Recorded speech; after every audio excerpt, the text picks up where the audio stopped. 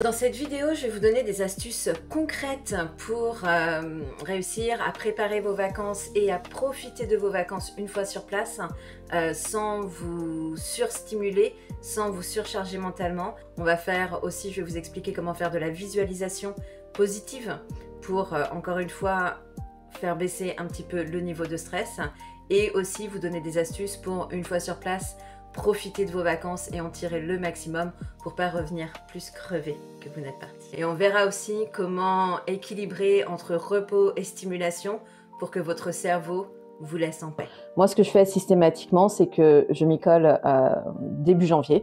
Puis en général, ça fait du bien au moral en plus. Donc du coup, un nouvel objectif pour l'année, c'est les vacances d'été. Si vous vous y prenez dès le mois de janvier, du coup, encore une fois, en termes de tarifs, mais aussi en termes de disponibilité, vous allez trouver beaucoup plus de choses. Alors peut-être que du coup, ça va un peu vous surstimuler parce qu'il y a beaucoup plus de choix, mais c'est quand même agréable quand on fait du shopping, parce qu'en fait, c'est ce qu'on fait, on fait le shopping pour les vacances. C'est agréable quand on fait du shopping d'avoir du choix. Au moment de réserver mes vacances, je fais une liste. Je fais une liste de ce que nous voulons. Ok, j'ai une petite fille qui a 5 ans, qui est enfant unique, et donc on s'est dit cette année, ce qu'on veut, c'est impérativement un club kid, un club enfant. Là, on va commencer l'effet entonnoir, et du coup, je vais commencer par taper sur mes recherches, dire voilà, je veux un endroit avec un club vacances, avec un club enfant, pardon, pour les vacances. Forcément, qui dit club enfant, souvent dit camping. Du coup, est-ce que le camping, ça fait partie des choses qu'on veut bien? Bon, ouais, le camping, c'est cool. Ok, donc déjà, voilà, on a réduit camping, club enfant. Les dates, quelles dates vont être les mieux pour nous? Est-ce qu'il y a des jours fériés sur lesquels on va pouvoir faire un pont, économiser quelques jours de vacances?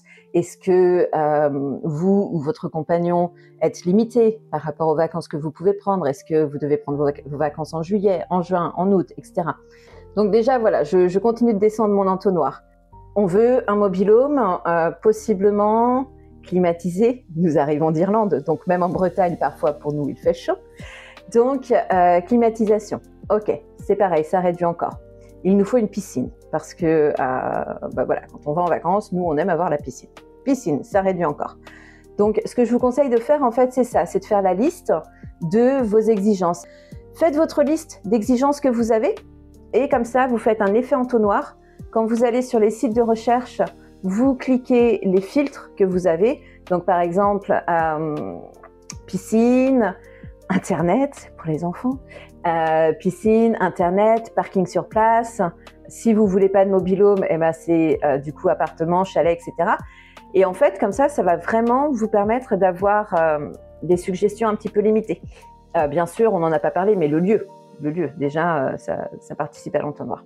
Et en fait, comme ça, du coup, moi, avec nos critères à nous, je me suis retrouvée à avoir, il me restait plus que 3 ou 4 campings sur ce qu'on appelle ce que j'appelle la shortlist. Et c'est seulement à ce moment-là que je partage avec Chérie. Je ne lui dis rien avant. Je travaille dans mon coin, je fais mon truc, parce que si j'arrive et que je lui dis écoute, j'ai trouvé ça, j'ai vu celui-ci, celui-là, on va passer tous les deux des heures et des heures à possiblement s'engueuler et lui va reprendre tous les points de tous les campings que j'ai trouvés, etc. Donc au moins quand j'arrive avec une liste où il en reste que 3 ou 4, je lui dis voilà, c'est les 4 qui correspondent à nos critères. Est-ce qu'il y en a pour toi? C'est non, non, non, non, non. Ok, celui-là on élimine. Très bien, il nous en reste 2, maintenant on a le choix, campagne, mer. Bon, et ben cette année on a décidé de partir à la mer et on a trouvé un camping Bretagne Sud, donc j'espère qu'on aura du beau temps. Et en fait, il y a le bar du camping avec un playground, un espace de jeu pour les enfants en bord de plage. Bon, je me dis là déjà, on est bien parti. Hein. Encore une fois, mon compagnon est irlandais, donc le bar avec l'espace où il peut surveiller sa fille en même temps, j'ai fait mouche. Voilà, du coup vraiment, prenez-vous-y dès le mois de janvier. Dernière astuce par rapport au fait de s'y prendre si tôt pendant l'année, c'est qu'aussi souvent les personnes avec un TDAH, en fait, nous quand on planifie quelque chose, on a presque autant de plaisir à planifier le truc, à se projeter, à se faire des idées, à se dire « Oh, c'est génial, Voilà, comme je viens de vous le dire, le bar, la piscine, on va être bien l'après-midi, on va pouvoir la surveiller en fin de journée, aller prendre un petit apéro et puis la surveiller pendant qu'elle sera au parc, etc. Et en fait, le simple fait des fois de préparer quelque chose, de préparer un événement, le moment où l'événement arrive, nous, on est complètement redescendu et du coup, on ne profite pas du moment parce que finalement, on n'a plus envie. Alors que là, en fait, si vous le faites dès le début d'année, si vous le faites dès le mois de janvier, il va se passer 6, 7, 8 mois avant que vous partiez et du coup, vous allez avoir oublié la planification et vous allez pouvoir vous remettre petit à petit avant les vacances dans une optique positive, dans un mood ascendant. Donc ça, c'est aussi une des raisons pour lesquelles c'est important de s'y prendre si longtemps à l'avance. Cette deuxième partie va plutôt concerner les personnes qui souffrent également d'un trouble de l'anxiété. Donc, si vraiment c'est pas votre cas et que vous êtes super zen, vous avez de la chance, vous pouvez passer directement sur la troisième partie qui va plus vous intéresser. C'est hyper agaçant quand l'anxiété s'invite dans les moments où on devrait être cool et relax et juste profiter, passer du bon temps avec la famille. Moi, je souffre d'anxiété. Ça a été, c'est monté un peu crescendo et c'est en 2018. En fait, c'est pas c'est en 2018. J'ai eu une panic attack, pire que d'habitude. Nous étions avec mon chéri en salle d'embarquement à l'aéroport. L'embarquement commençait et là, j'ai été prise de vomissements, de mouvements intestinaux, je vous fais pas de dessin, au point où j'ai dit à mon mec, écoute, là ça va pas le faire, là je peux pas monter dans l'avion, je peux pas être assise, je peux pas, non je peux pas en fait. Et du coup, nous avons fait demi-tour. Et du coup, c'est là où je me suis décidée à parler à mon médecin traitant et lui dire, écoutez, j'ai pas besoin d'un traitement au quotidien parce que quand je suis chez moi, je vais bien. Quand je suis dans ma zone de confort, je n'ai pas de problème d'anxiété. Par contre, en effet, de temps en temps, quand je sors de cette zone de confort, quand je m'éloigne de chez moi et que je me retrouve vulnérable, à ce moment-là, je peux avoir besoin de quelque chose. Et il me dit, oui, c'est tout à fait... c'est quelque chose qu'on peut mettre en place. Donc, si vous avez des problèmes d'anxiété et que vous essayez de vous en sortir par vous-même, vous avez beaucoup de mérite, bravo. Mais peut-être aussi que vous pouvez en discuter avec votre médecin traitant et avoir des petits trucs qui vous servent une fois de temps en temps. J'ai également été voir une thérapeute pour travailler spécifiquement sur ce point de l'anxiété. Et donc, on a aussi mis en place des choses en parallèle. Et notamment, dans ces techniques que j'ai mis en place en parallèle, il y a ce qu'on appelle la visualisation positive. La visualisation positive, c'est quoi? C'est tout simplement avant d'avoir ce voyage qui peut potentiellement générer du stress et de l'anxiété chez nous, on va tout simplement aller sur le site internet, trouver des photos du lieu où on va. Et ce lieu où on va décider de un endroit ou 2 endroits où potentiellement on va pouvoir se sentir en sécurité. Donc, si vous avez réservé un Airbnb par exemple, et que la chambre vous inspire, eh bien voilà, regardez des photos de la chambre. Et puis, vous vous projetez, donc vous pouvez faire une espèce de méditation, même si c'est pas vraiment de la méditation, puisque méditation et TDAH, ça va pas toujours trop bien ensemble. Mais vous pouvez tout simplement fermer les yeux, imaginer cette chambre, respirer, et puis vous dire, voilà, dans cette chambre, je serai en sécurité. J'aime beaucoup la décoration, le lit a l'air confortable, l'éclairage est sympa. Voilà, vous trouvez des choses positives à vous dire par rapport à ce lieu. Pour ma part, je me lève extrêmement tôt le matin et ce que j'apprécie particulièrement pendant les vacances, quand il fait beau, c'est de pouvoir profiter de l'espace extérieur, de la terrasse, etc. J'adore être dehors au moment où le soleil se lève.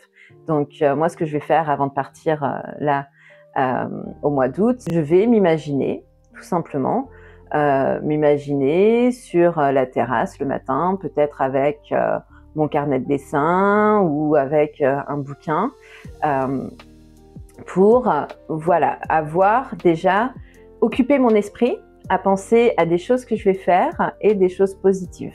Dans cette chambre, si on revient à la chambre, dans cette chambre, vous voyez dormir, c'est les vacances, je vais bien dormir. Exagérez, exagérez pour en fait un peu, en anglais on dit trick, pour feinter. Vous allez feinter votre cerveau et vous imaginez, voilà, dans cette chambre. Ça, c'est vraiment pour le côté anxiété. Et comme ça, une fois sur place, si vous avez des moments où vous sentez que vous êtes un petit peu fébrile, vous aurez aussi un endroit refuge où aller si vous sentez que vous montez un petit peu en fébrilité. Vous pourrez vous allonger sur le lit et refaire cette projection positive en vous disant, voilà, j'y avais pensé, ah oui, c'est vrai que ce lit il est bien, je suis confortable. Je sens le soleil qui rentre, j'ai ouvert la fenêtre, il y a un petit peu de bruit mais pas trop, c'est agréable ce petit vent, etc. Donc voilà, vraiment, projetez-vous, imaginez-vous les vacances de manière positive, surpositive, positivez un maximum et focalisez-vous sur tout ce qui va bien se passer. Avec les enfants, on va passer un bon moment, c'est peut-être un endroit où vous avez déjà été, génial.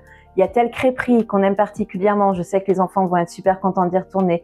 Ah, je m'imagine déjà leur tête quand ils vont arriver et découvrir la piscine avec les toboggans, les machins, les trucs. Oh, c'est trop génial. On va pouvoir aller à la plage à pied. Le matin, on va aller chercher le pain et les croissants à pied, tous ensemble. Ça va être sympa, etc., etc. Vraiment, projetez-vous, imaginez-vous le moment de manière extrêmement positive. Il n'y a pas très longtemps, on a eu la chance de partir en Finlande. On est parti en Finlande pour les vacances de Noël l'année dernière. Et du coup, pour moi, c'était assez angoissant à l'avance, un petit peu stressant parce que je n'ai jamais été en Finlande. Et puis, on partait avec la famille de mon compagnon. Donc, on allait être 8 en permanence pendant une semaine, tous ensemble. Il y avait des activités. Je savais que potentiellement, ça allait être des activités dans des endroits hyper bondés. Forcément, j'aime pas la foule, j'aime pas le bruit. Je n'aime pas être dans des endroits confinés. On prenait 4 avions en l'espace d'une semaine. Voilà, il y avait beaucoup de sources de stress parce que beaucoup de points d'interrogation. La maison était absolument, c'était un endroit absolument idyllique. La maison était magnifique, super cosy, super comfy. J'avais pu faire cette projection mentale. Et du coup, d'un voyage qui me stressait vraiment beaucoup, longtemps à l'avance, parce qu'en plus, c'est un voyage qu'on a pris 1 an à l'avance, donc j'ai eu le temps mon cerveau a eu le temps de cogiter. Et étrangement, je n'ai eu qu'une crise de panique. Extraordinaire. Et en plus, franchement, pour faire avec moi-même, on a passé... En fait, je savais qu'on allait aller au village du Père Noël. Seulement, le village du Père Noël que j'avais vu sur Internet, ça n'est pas le village du Père Noël où nous avons été. Le village du Père Noël où nous avons été, c'est un truc qui se trouve sous terre. Donc déjà, pour rentrer dans le lieu, vous descendez un couloir. Et c'est un endroit où vous passez la journée, en fait. Et donc, là, j'ai vu ça, je me suis dit...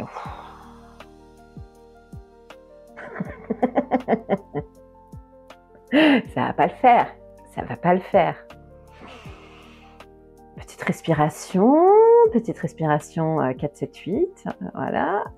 Et pas le choix pour la famille, pour ma fille qui était voilà. Et donc nous voilà partis dans notre grotte et tout allait bien. On a fait des activités différentes, il n'y avait pas trop de queue, c'était assez éparpillé jusqu'au moment où il y a eu un show, en fait, un spectacle. Et là, on s'est retrouvés, on était, je sais pas, peut-être 1 millier de personnes. Dans une salle, dans la salle principale, de la musique. Alors, moi, ça fait partie des choses qui déclenchent les crises de panique. C'est quand je suis dans un endroit confiné et qu'il y a des beats, en fait.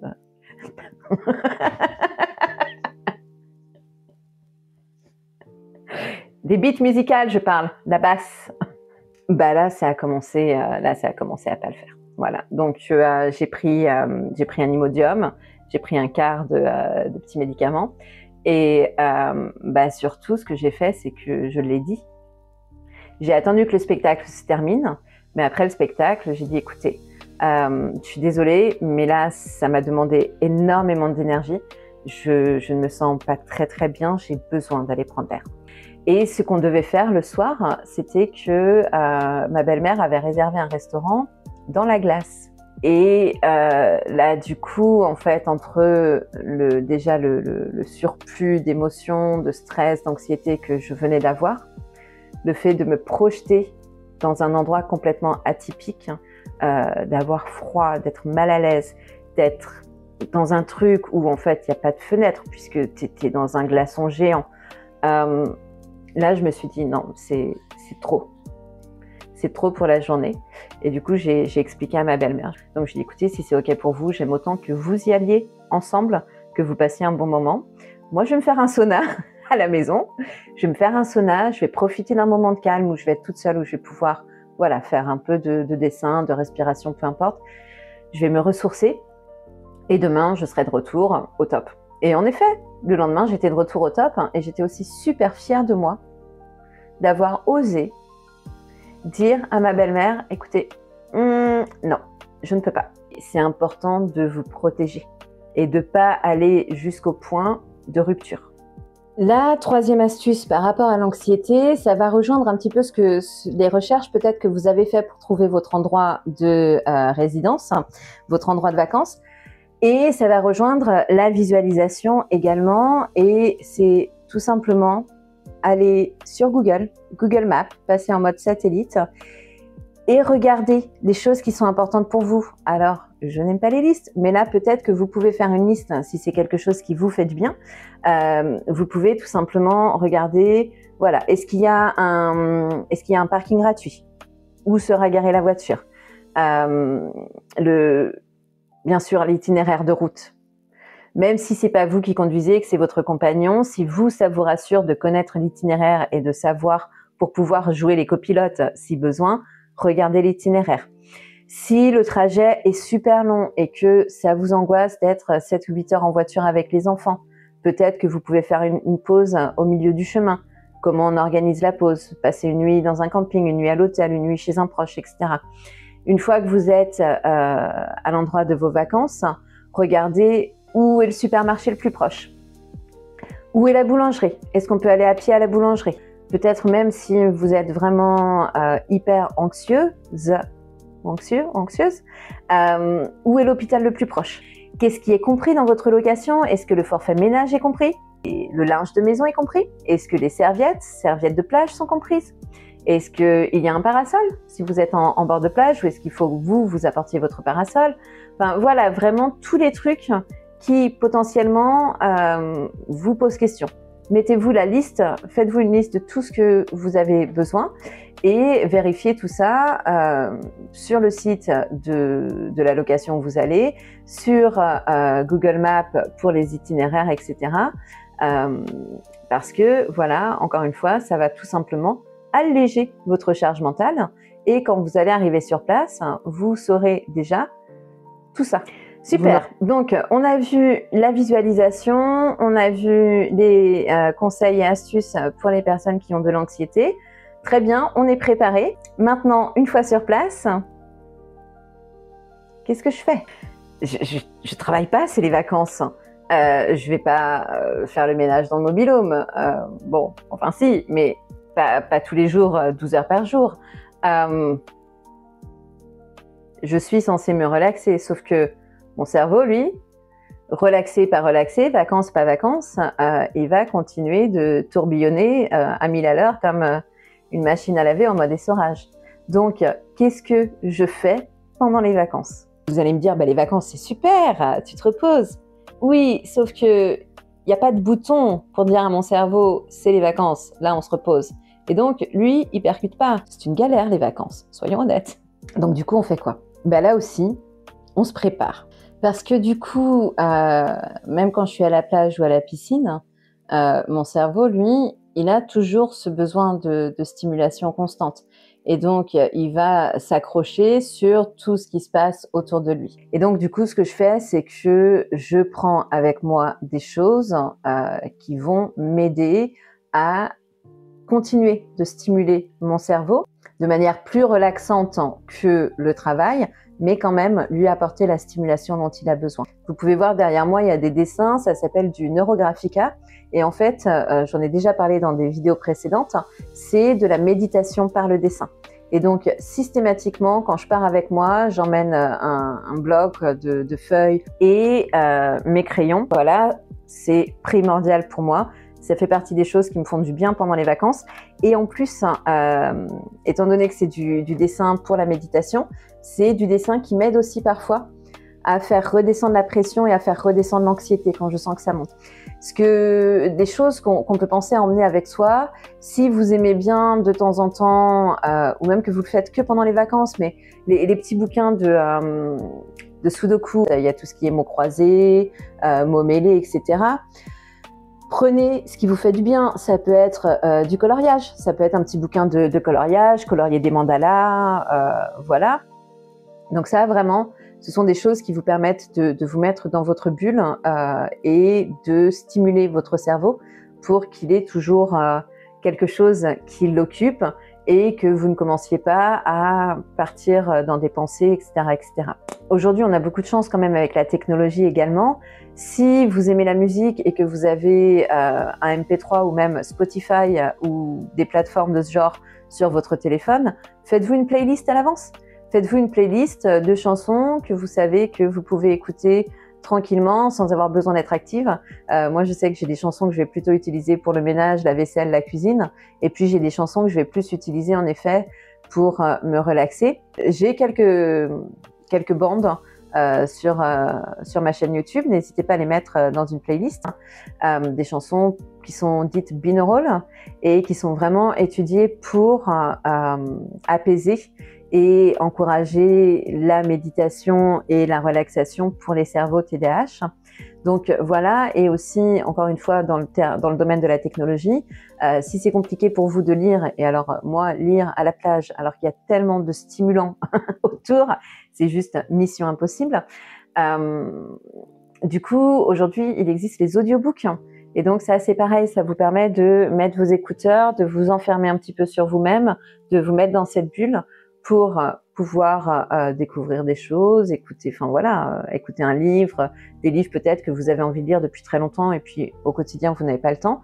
Regardez s'ils existent en format audiobook pour aussi profiter de ce moment-là, peut-être pour prendre connaissance de livres que vous n'avez pas eu le temps de lire. Je vous mets le lien, si vous voulez, je vous mets dans la description directement le lien pour les audiobooks Amazon pour pouvoir tester. Il y a, je crois, 30 jours gratuits. Donc, profitez-en. Abonnez-vous juste avant de partir en vacances. Comme ça, du coup, pendant vos vacances, vous en profitez gratuitement. Et puis après, vous vous désinscrivez si ça vous plaît pas. Par exemple. Voilà, j'espère que ces conseils vous aideront à préparer vos vacances pour des vacances qui vous ressemblent, des vacances qui sont adaptées à vous, à votre cerveau et non pas l'inverse. Ce n'est pas toujours à vous de devoir vous adapter, mais c'est important aussi des fois de mettre en place des choses qui vous font du bien parce que ce qui importe, c'est vous. Et si vous êtes maman, dites-vous une chose, c'est que il vaut mieux une maman bien dans ses baskets, qui ne fait pas forcément comme tout le monde, mais qui adapte le quotidien à elle, plutôt qu'une maman qui essaye de rentrer dans un moule et qui finalement n'est pas bien dans ses baskets. Si vous vous retrouvez dans tout ce que je viens de raconter, et j'en ai raconté beaucoup, n'hésitez pas à me le dire en commentaire. Ça fait toujours plaisir d'avoir des petits commentaires sous la vidéo. Vous pouvez également vous abonner à la chaîne et cliquer sur la cloche pour avoir les notifications des prochaines vidéos. Et bien écoutez, il ne me reste plus qu'à vous souhaiter de bonnes vacances si vous avez la chance de partir. Je vous dis à bientôt.